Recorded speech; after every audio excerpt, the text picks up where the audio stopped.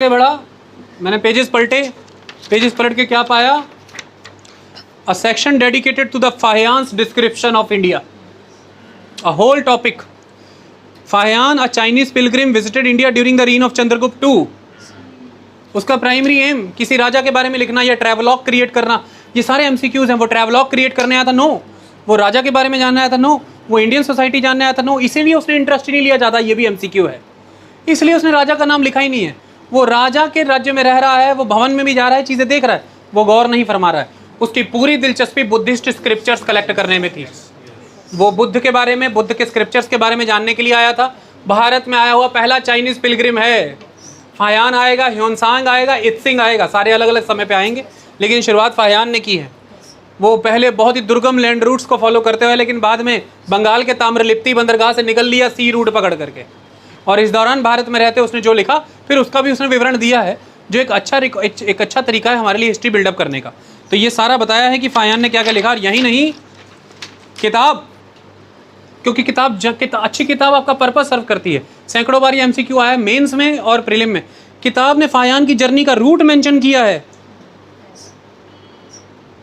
क्योंकि यही से तो बता पाएंगे कि भारत का वो कौन सा इतिहास बता पा रहा है, वो कहां कहां से गुजरा। और ऐसे में ही एमसीक्यू आ गया, फाहियान ने वेस्टर्न घाट्स और ईस्ट रीजन के बारे में बहुत लिखा है। नहीं, उधर तो गया ही नहीं, वो बगलें तो झांकी नहीं उसने कभी। ये मैप देखने का ऐसा फायदा होता है, एग्जामिनर आपकी इस तरह से लॉजिकल रीजनिंग देखता है, मेंटल एबिलिटी चेक करता है। ओके, आपसे वो पूछने लग जाएगी वो ईस्ट रीजन को, वो कोंकण के इलाके के बारे में लिख रहा है, वो तो जा ही नहीं रहा वहां पे भाई। और उस समय सोशल मीडिया भी नहीं हुआ करता था कि वो जान करके लिख रहा है। तो देखिए यहाँ से उसने साफ यहाँ पर बता दिया। और ये फाहियान क्या क्या लिख रहा है, वो लिख रहा है, therefore he travelled through the Gupta empire and also wrote down in impression about India. He reached India about 400 AD and remained here up to 411। इसी में सब कुछ उसने लिखा है। देखो, Fahien does not record anything specifically about the political condition of India. मैंने mark किया हुआ है, he did not mention even the name of Chandragupta II। He did not even mention. लेकिन आगे जो लिखा है, हम टाइम नहीं खराब करना चाहते हैं क्योंकि अभी वो क्वेश्चन आए नहीं है।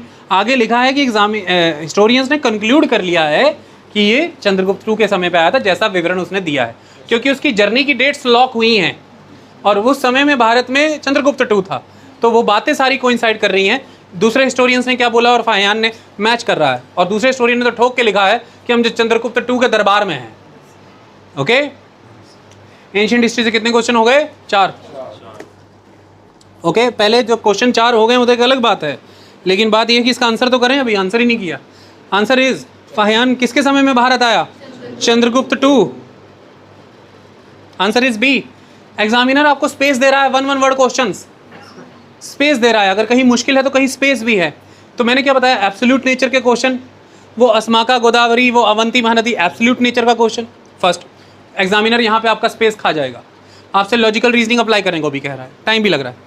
लेकिन दूसरी तरफ वो ब्रॉन्ज फिगरिन वाला क्वेश्चन, वे ये चंद्रगुप्त II वाला क्वेश्चन, एग्जामिनर यहाँ स्पेस दे रहा है, यहाँ टाइम दे रहा है कि टाइम ले लो, अगर आता है तो करो आंसर झट से। Is that clear? अगले क्वेश्चन की ओर बढ़ते हैं।